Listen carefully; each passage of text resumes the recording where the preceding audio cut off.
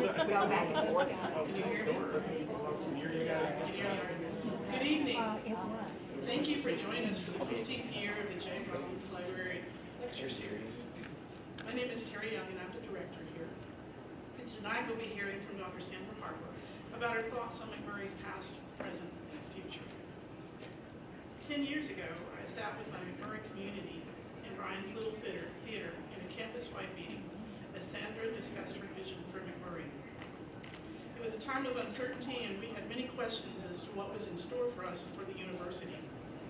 She ended her talk with this: McMurry matters, now let's get on with it. I brought my t-shirt to the car and didn't make it into the building, but I still have it, and it was very inspiring.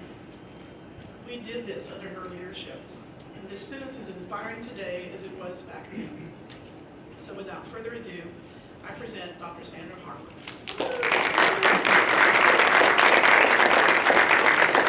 Thanks everyone, and I'm really excited to see the group here. I think I know most of you, and really glad that you're with us to celebrate a major milestone for us, which is our homecoming during our centennial year. And so before I get started with the presentation, I do want to give a couple of people some thanks. Thanks certainly to Terry Young for inviting me to do this presentation. I see Gary Shadowfelt back there, and he has helped immensely with all the pictures and things that we've compiled during this centennial year. And if you haven't had a chance out in the lobby, when you're going out to the left, there's a lot of interesting pictures. If you want to take the time to look at that, you haven't had a chance to do that. Also, I'd like to thank the authors of The Pride of Our Western Prairies, which was a history of McMurry that for its first 65 years. So we still got to do the next edition after this, but certainly a lot of the things that we learned for McMurry and during the centennial celebration came from this book. And finally, I want to thank Dr. Robert Wallace. I think I see him here. And he invited me to do a lecture or a guest lecture in one of his sociology classes. And his concept, or he was talking about the concept of generations. And I really liked that concept of like different generations see things in a different way. And so a lot of the quotes, I said, oh, you had some really good articles and things like that. I think I want to work that into this presentation tonight. And so he generously gave me some of those sources that you'll see kind of interspersed in this presentation. So really what we're looking at today is yesterday, and we found so many good pictures and things that we wanted to highlight some, and I just got a kick out of looking at a lot of the ones. And Terry, I said, we got all those pictures, what did, that Gary downloaded and everything, whatever happened to them? And so then she showed me where to find them. So then I picked my favorites, and I hope that they'll be your favorites as well. And then, I think throughout the presentation, you'll see the evolution of the campus and also the evolution of the generations of students as we've gone through our 100 years. We'll spend some time on the 10th decade that we've just completed on what's happened during this McMurry momentum era of our strategic plan. And then they asked me to talk a little bit about tomorrow. And what does that mean? Where do we think we're going from here? So that's kind of how we're going to go with this. And so I hope that you'll be able to see this. This was a difficult thing to see, but it's really, if anybody's going to the gala, it's going to be on the back cover of the gala. But what's kind of an interesting thing, because it's got the three iconic buildings that we have, and I really feel like that it represents the past, present, and future. So you've got Old Main over here, and then you've got Radford over here, and then you've got our new campus center in the middle. So I kind of like that because it does kind of go yesterday, today, and tomorrow. But a lot of times people are saying, well, why do you want to even spend so much time talking about the past? The past is the past. And I think Faulkner said something, I'll paraphrase it, well, it's the past is never really the past, it's not really the past. And so, but Warren Bennis, who is one of the major leaders in leadership education, talked about the reason you do this is it can be caught through the lessons and the stories of those who came before us. So that's the reason that we want to do this. Now who is this guy? That is William Fletcher McMurry. And the interesting thing is, he and those of you that are in the money-raising business would say, we named a whole college after him, and he never even came to the campus. And so why is he? That's kind of weird. And you never want to give up the naming opportunity, right? And so, but we did. We gave a whole college to this guy. Well, but he was the one. We always have to appreciate people that have to make decisions, and he was the one that had to make the decision about where McMurry was going to be located, because McMurry was, Abilene wasn't always going to be the McMurry where McMurry was. There were some people that really wanted it to be in Stanford. And why did they want it to be in Stanford? Well, they wanted it to be in Stanford because there was Stanford College, and J.W. Hunt had been the president of Stanford College, our first president. That college burned down. And so they wanted to have another college up there. Now, interestingly, J.W. Hunt didn't want it up there, even though he'd been president there, because he thought Abilene was more centrally located. And so this would be a better place for it. And I think you're probably right, Stanford has some good football teams, but that's about it. I'm sorry for somebody out there. But at least William Fletcher McMurray did finally, he was the bishop of the area of the conference when McMurry was created. Well, and this is the first building. Some of you will recognize that. Now, we call it Old Main, but at the time it wasn't called Old Main because it was new. Right? So it was New Main, but it actually wasn't. It's actually, even now, if you go and look at it, it's called the Administration Building. Now, everything in that particular time period, except for women's dormitories and athletics, was housed in this building. So everything was housed there. Now, and the thing I like about it is, too, you see the Model Ts down there, and that cracks together. And then, now, you had to be pretty hard scrabble, if you think about it, to create something out of whole cloth. You don't have anything.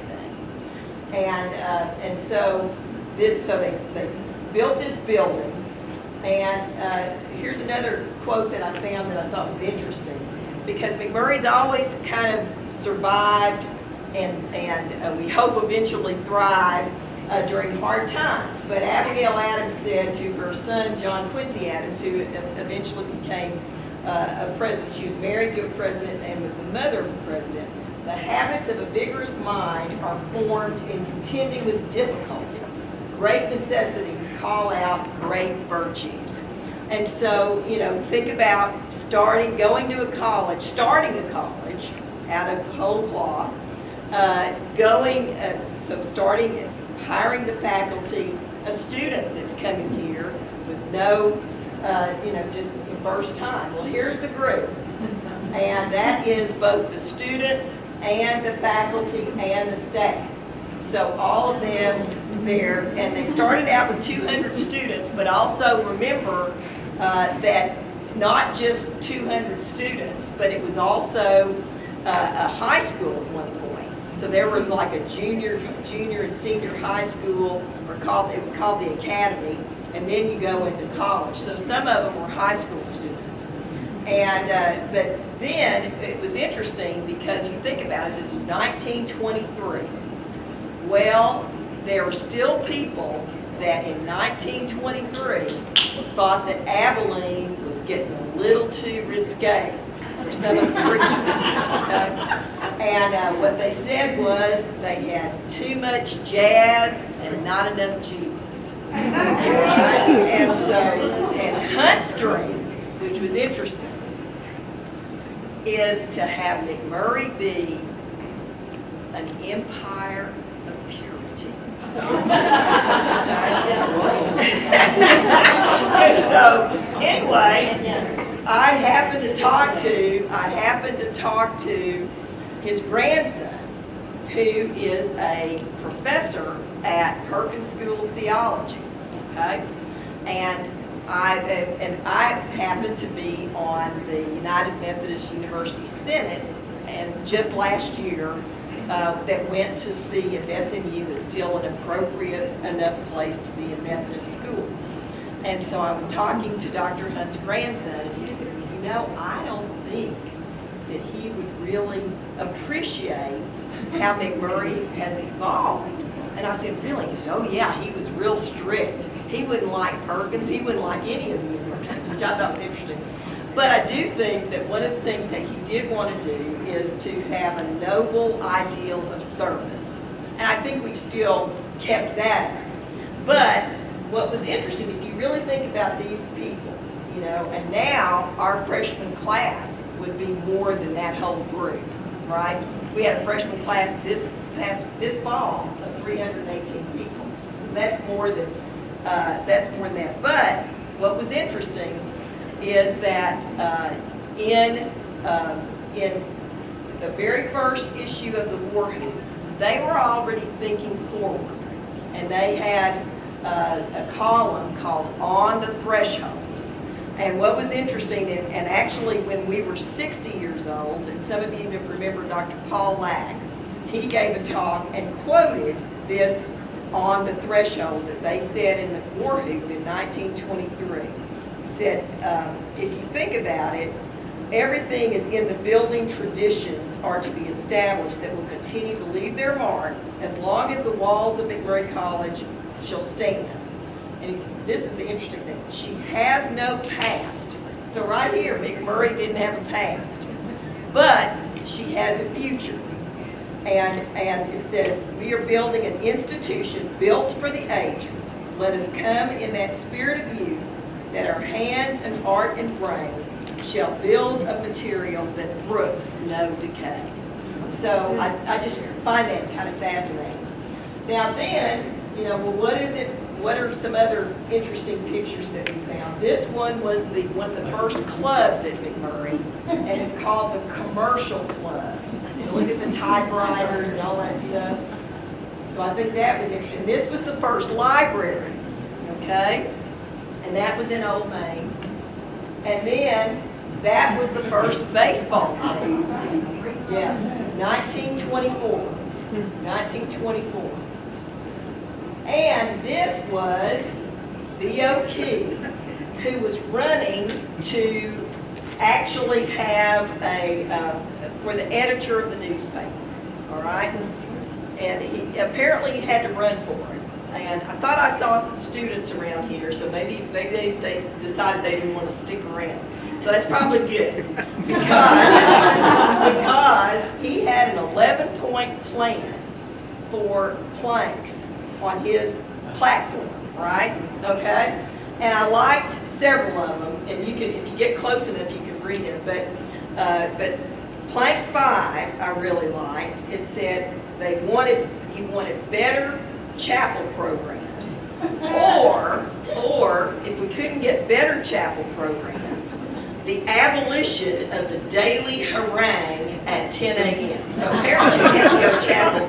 But anyway, I'm going to make sure that our new chaplain does not do a daily harangue. But plank 6, they want to abolish the weekly advertised film, or if we couldn't abolish it, they wanted the proceeds to come to the student government. So I thought that was good. Then they had plank 7, and I see several professors and former professors in here, and this is about you.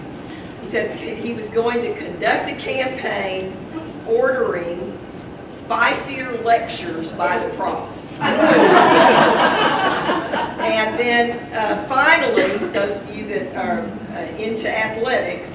and this is a minor thing, Plank A waterproof gymnasium. So anyway, B.O. Key ended up becoming a professor at Harvard and really well known in poli-sci. But so he was already formulating these plans. So I just found that very interesting. Then this was the first bookstore. Wow. This was Old Indian Gym. Now this is kind of an interesting angle of the campus because here's Old Main on the left, and there is the Indian Gym, but right here is this kind of interesting structure. And this was apparently the first hunt dorm. Okay, it's really pretty. But so that was the first hunt dorm. It's kind of catty-cornered. The library is actually right here. So this is where, like behind it would be the science building now. Dr. Harper, Yeah. something you might point out, if you go back to the poster for BOK, Yeah. the name at the bottom, Ralph Steen, who was his campaign manager, became the president of Stephen F. Austin College for something like 18 years. Oh, wow. That's interesting. Yeah. Now, some people want us to have the museum, and we have a Centennial Museum, because we used to have a museum here. And that's what it looked like. No history. And this is the mid-30s, in the mid-30s, so now we're out of the 20s, we've gotten this college started, and they are, and you know, McMurry's always had financial issues, right? And they had such financial issues that they decided to have a ceremony to burn the note in the mid-1930s, okay? They're burning the note of their lease, and so anyway, that was good. And then some people, we had an outdoor graduation in 2022, primarily because of all the COVID stuff. And we said, have we ever had an outdoor graduation before? And we found that we had. And this is in the 30s. And you can see it's right there behind the Old Main and the Rock Garden and all that. And there used to be this bridge. See, there's this bridge right here where the graduates are coming over. The audience is over here, and of course that's facing west because that's the sunset. So I think that's a really pretty shot. Now, the other thing that Dr. Wallace's books talked about was how does a generation have an identity? And this talks about the collective identity is decisively shaped by its location in history. That is, by the historical setting of their childhood and by the social mood they encounter as they come of age into adulthood. So what else is happening that, you know, might form us? And so I thought, after I read this, I started thinking about my own self. I said, well, what would be the biggest thing that shaped our family as a whole? And I had to come up with World War II. Well, why would I come up with World War II? Well, because my mother was from Florida, and my dad was from Texas, but her older sister married an Army Air Force guy, and then when he came back from the war, they moved back to Dallas, where he was from, and so that's when my mother, she didn't know anybody else, she didn't want to stay around and hang around her mother all the time, so then she went to visit her older sister, but at any rate, the whole thing started because of World War II.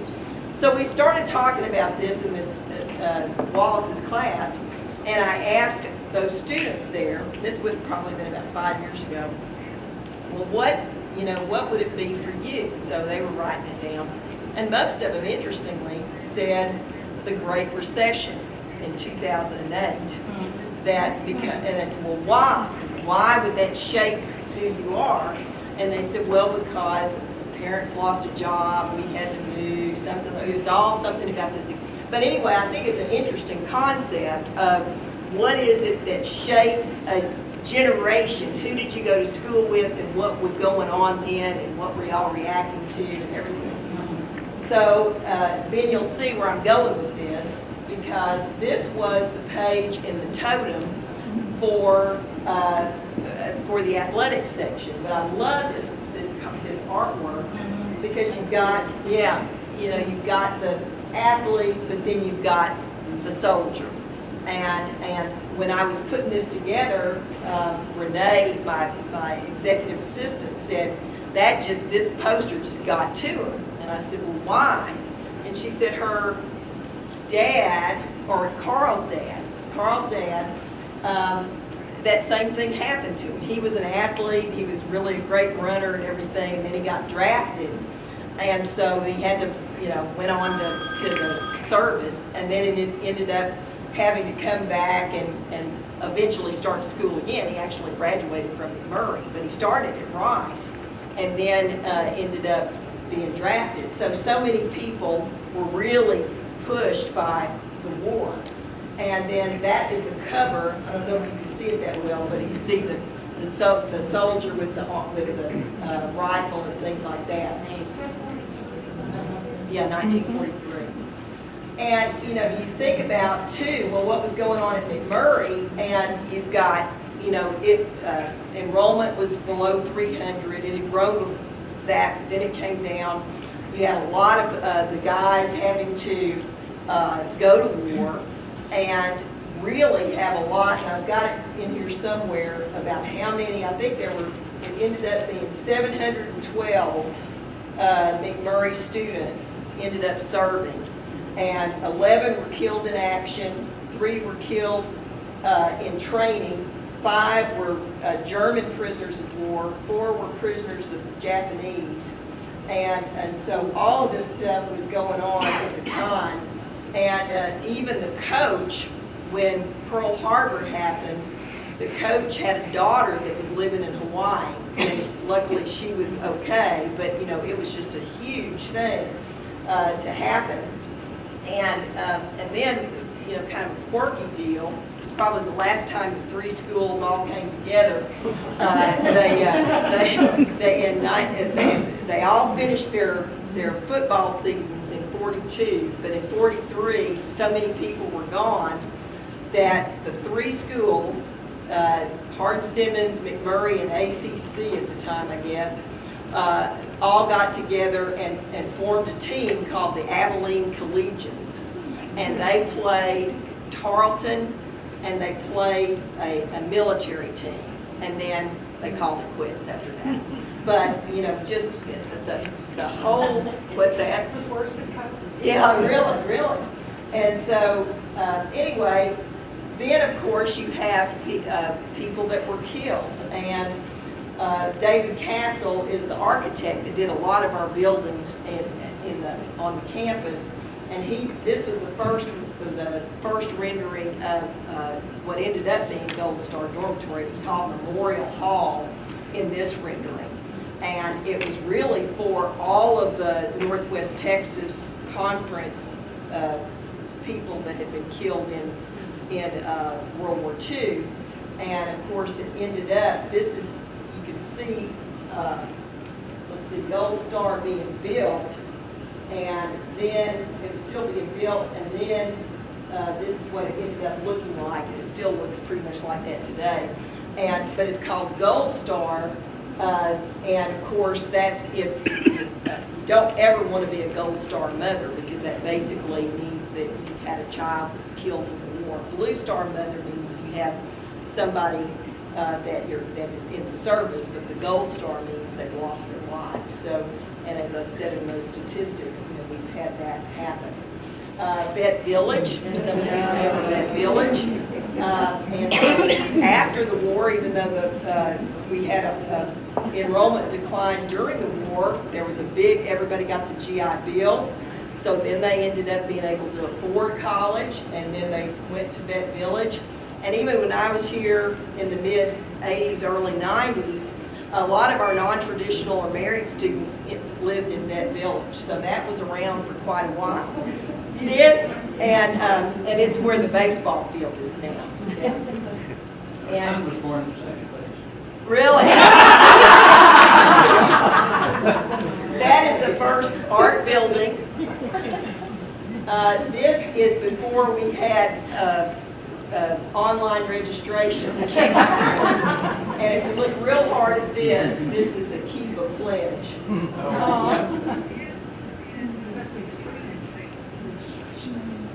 And that is what commencement looked like when they had it in old money, in the end of the 40s. And then we have the silent generation. And what historian William Manchester said is, never had American youth been so withdrawn, cautious, unimaginative, indifferent, unadventurous, and silent. This was when they first started talking about this. He was the one that coined the term the silent generation. They waited so patiently for everything that visitors to college campuses began commenting on their docility. Now, if you think about it though, they would have been in the in college in like mid-40s to almost all the 50s. If they were born 1925 to 1942, they lived through a bunch of, tough stuff.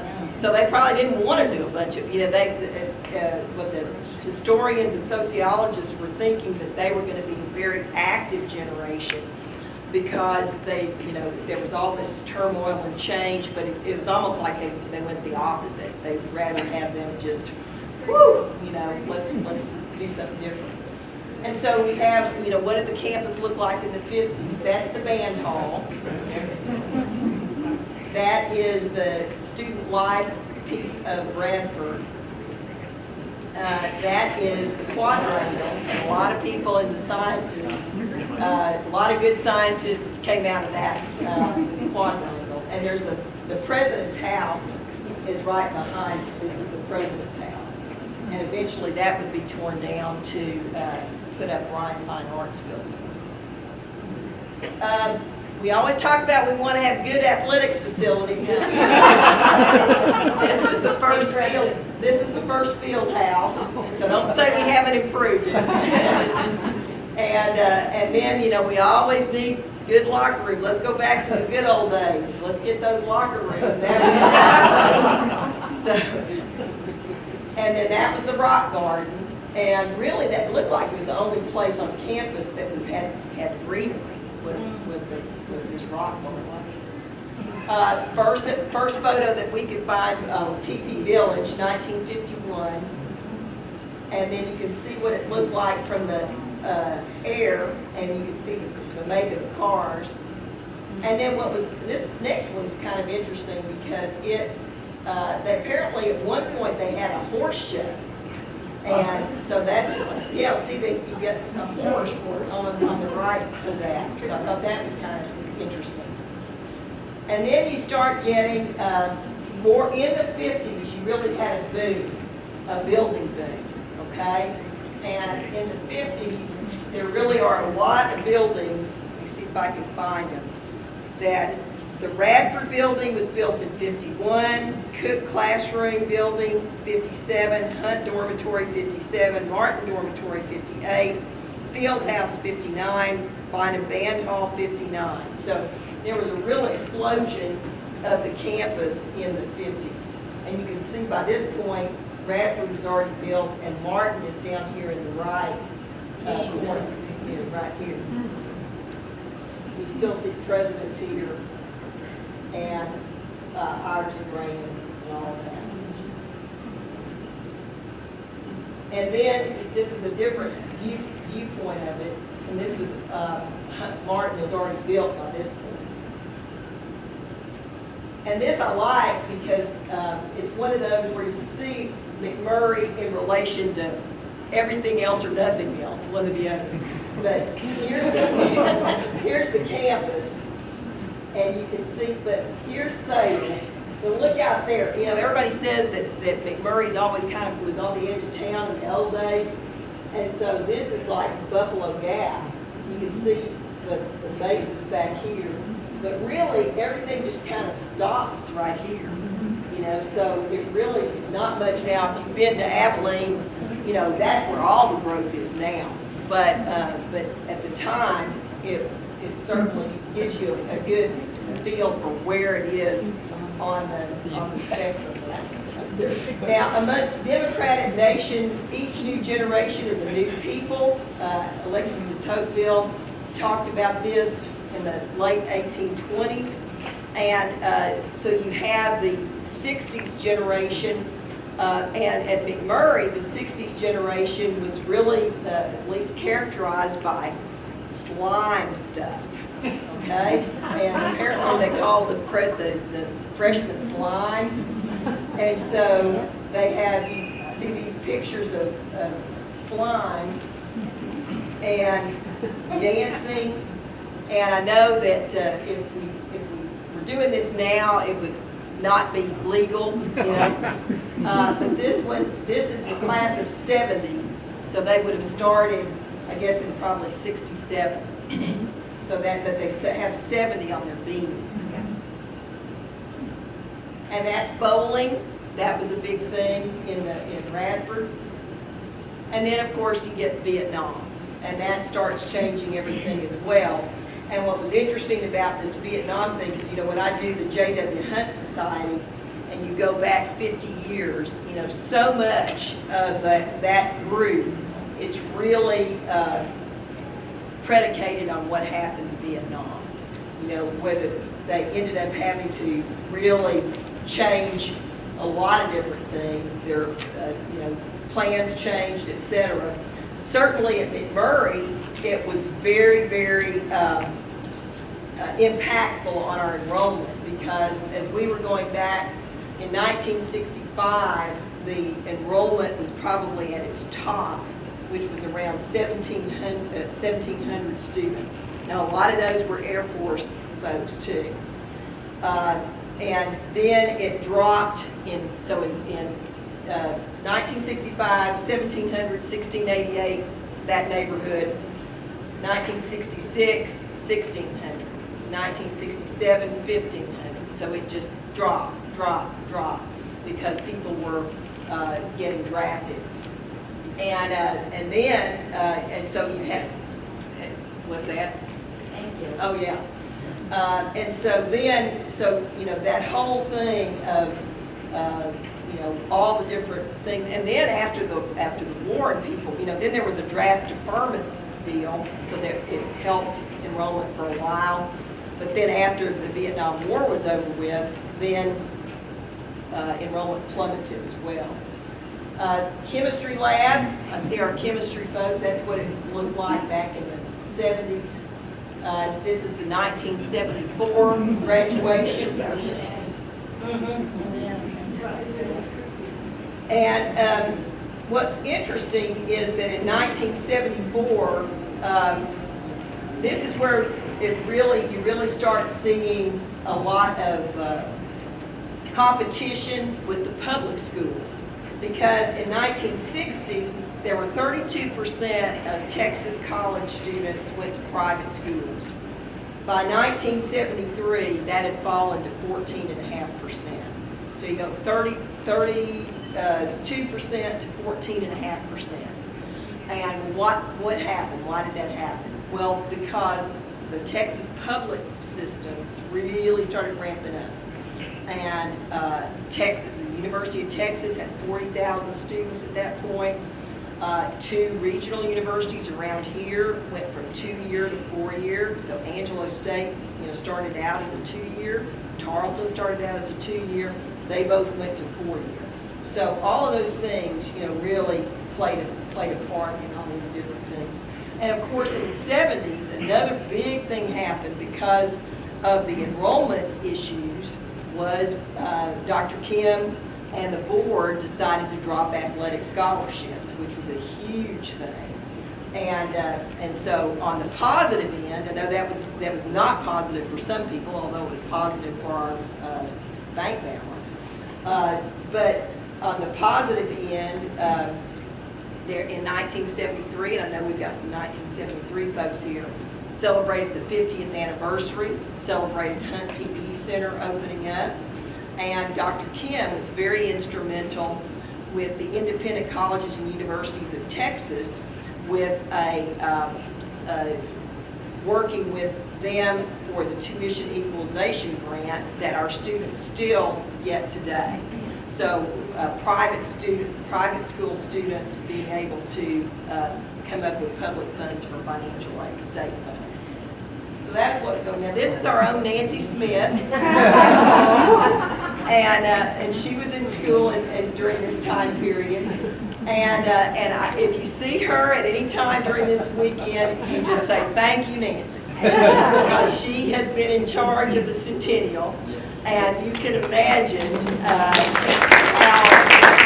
much she's put into this. And there are so many complexities and everything with all of it. And she has just done a marvelous job. So if you see her, thank her.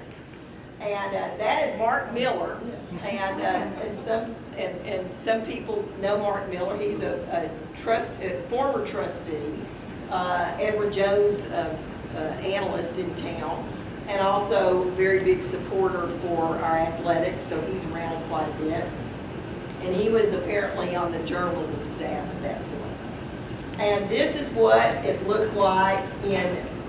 This is the groundbreaking for the campus center that opened in '79. So, all the stuff, the campus center really was in Radford, but now, so this is the groundbreaking. You see, the campus center is eventually going to be over here. And there was this, basically the street bisected the campus until the campus center got there. So, that's what it looked like after it was finished. And some people said that it didn't look finished, but that's what it looked like in 1979. That's the campus center. And then that is the paperclip, but it's really not that. It's variations on a theme of Roman numeral 3. Okay? And it is now, we've moved it to in front of the art building. And the interesting thing about that is that a lot of people didn't know we had it. They go, that's a great sculpture. I said, well, we've had it for 40 years. They said, yeah, but they didn't realize it because, so many people really didn't look out into the courtyard. Then John Stuart Mill said, a generation is a new set of human beings who have been educated and grown up from childhood and have taken possession of society. And this is now, we're starting, Robert, some of these people you may remember, but these were kind of in the late 80s. I know Elizabeth Beaver and Marley George are in the front. Some of you that have been around for a while will remember them. And this is the 80s ended McMurry College because it became McMurry University in 1990. So this was the old sign on the corner that proclaimed McMurray College. The Iris Garden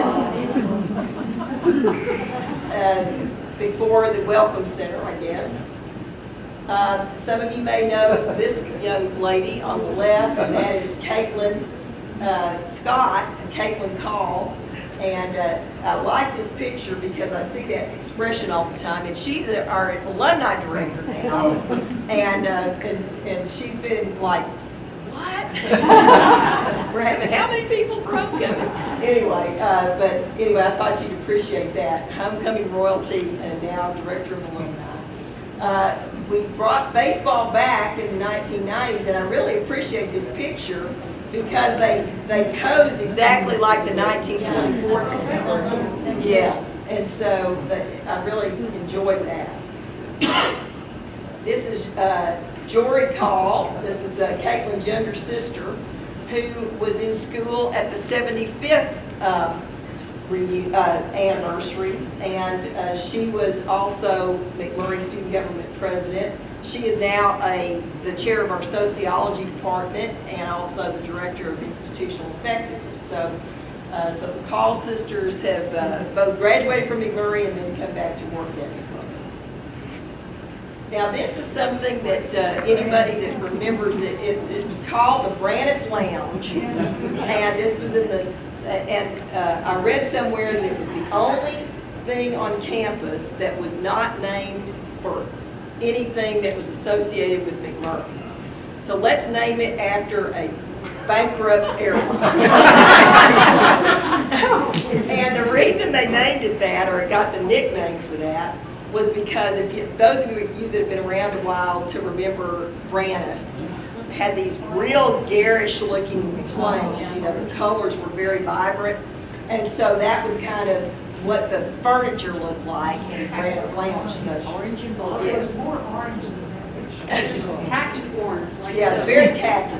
Yeah. But those were incredibly comfortable. Right. And then Coach Sari had the vision to plant trees, and now they're looking really good. So that's another thing in thinking about, you know, a lot of times you have to do things that you may not get to enjoy, but certainly we're glad that they did that. This was Dr. Russell and Bill Bailey. Bill Bailey is currently our first vice chair for our board of trustees. He's the one on the right. David, I'm sorry, yeah, David Bailey. And Dr. Russell is my predecessor, and David was the McMurry Student Government President at the time, and so he is now executive at First Financial. And Barbara Krausen, and she is, her claim to fame is that she is the only female, first female, rather, to have coached a male team to a national championship in any division. And she did that at McMurry in 2008, and then she repeated in 2012. So this was her, she was inducted into the U.S. Track and Field and Cross Country Hall of Fame. So she will be around sometime this weekend as well. Now this, we're getting closer to the current day, and that's 2017. So you can see that by this point, you put in the Ryan Fine Arts Building, you put in the Science Building, and then you see the stadium's looking a little bit better. And so we've got all these different, here is the campus center. And then newest addition to our campus is Edwards Field, and that's our softball field. And added the sport about, what was it, 3 years ago? Well, we actually added it earlier than that, but the field was in 2020. And thank you, Kathy Edwards. Kathy is our chair of our board of trustees. So anyway, that was it. And I really like the view from the campus from sitting there watching the games. And this, we did the cafeteria. And I put this in because there's a hawk. It's right here. And it kind of flies around our campus. I actually saw it yesterday, and it had, I'm hoping it's a good omen. It wasn't eating a kangaroo, but it was eating a pigeon. And so anyway, I was telling this young woman that works for us, and she was walking, I said, hey, there's a hawk up there. She goes, yeah, I think it took out a pigeon. I said, it did, and it's eating it right here. So anyway. We're doing the, we did the planting. Pug, thank you. Pug Paris has been just a gem on redoing the iris garden. And so this was our first planting in September of 2022. The gentleman on the left was our McMurry Student Government President at the time. Some of you know Mike Hutchison, who's our VP, and I'm on the right. And then this was the actual Centennial Garden ceremony, and you'll see Pug and her brother in the middle. And so that's a really great addition to the campus. If you have not seen it, please try to go over there, because it'll be fun. And in April and May, and Pug was the one that did this thing last year, and she has such an encyclopedic knowledge of living away of irises. Of course, this is our topping out where we're building the current student center. And then I just wanted to kind of say, well, Terry talked a little bit about all the different things that we started out with and everything. Started out, and what have we done in the last 10 years? We've achieved Hispanic Serving Institution status. We endowed the Walter and Virginia Johnson School of Business. We attained SAC COC reaffirmation, and we've had that since 1949. So the first time that the institution was accredited by the Southern Association was 1949. We just did ours in 2019, a reaffirmation.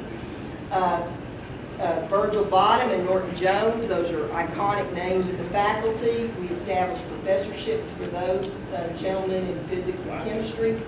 We were listed without qualification by the University Senate as a United Methodist institution just a year or so ago. Obviously, we launched the Centennial Celebration, which is coming to fruition, and we topped $100 million in endowment. That was our centennial goal. And Pug told me that whenever we get there, even if we're just there for a little bit, she wanted me to tell her about it, and so I did. I remembered that. That happened 2 years ago, maybe. It seemed like it was during COVID.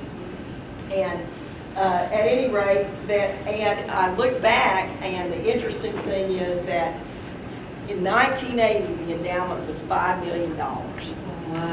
Yeah, and so then I said, well, what would it be if we had done nothing, just inflation? What would $5 million be worth today?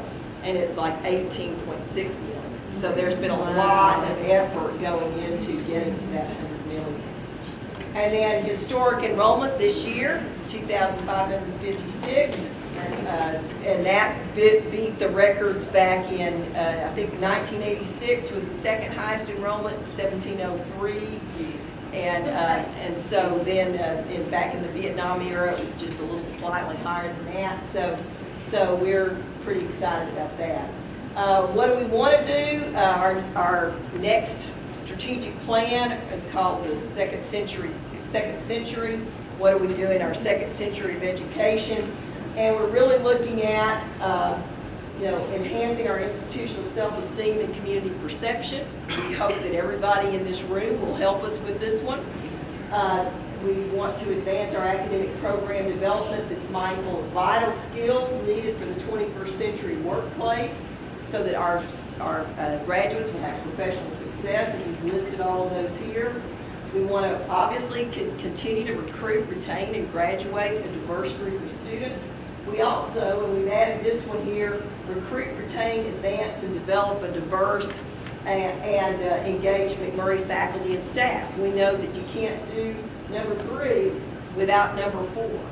So we really have to also put as much energy on our workforce as we do in our student body, because there's really kind of a symbiotic relationship there. And of course, enhance McMurray's financial stability and long-term viability. And so those are what we're, the 5 major things that we will be doing in the next, at least 2030, till 2030. This is the future. Some of you have had a chance to go through it. If you haven't, see if you can do a tour if you've got a chance. We are excited about the possibilities here, not only just for the functionality of it, but I think it's a good symbol about where we're going. And then, they asked me to write a letter as the president during the centennial to the president at 125, okay?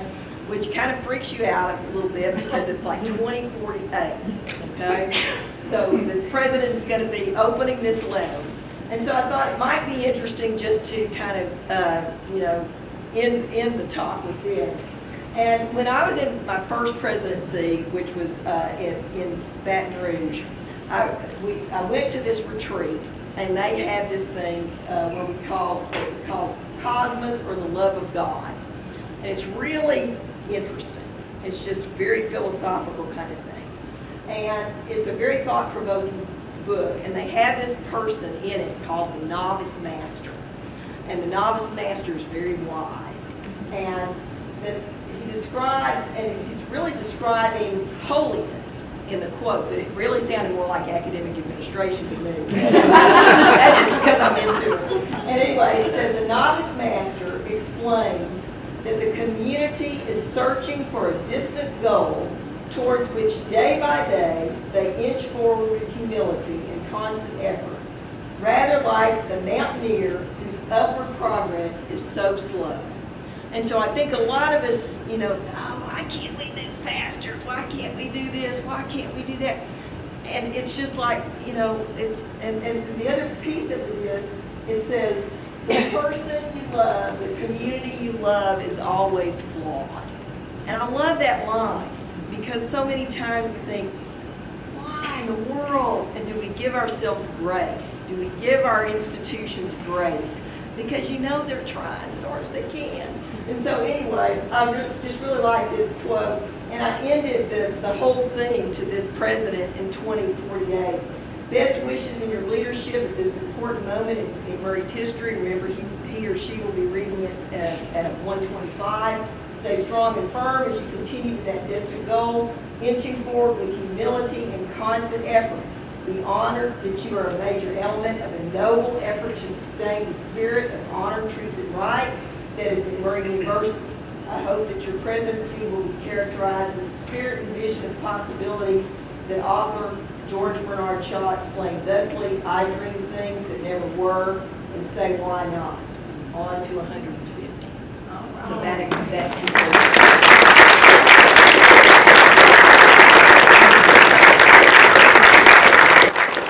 Terry said we've got about maybe 5 or 7 minutes or 10 minutes for questions or anything else if we want to talk about it. Anything that anyone would like to ask questions about?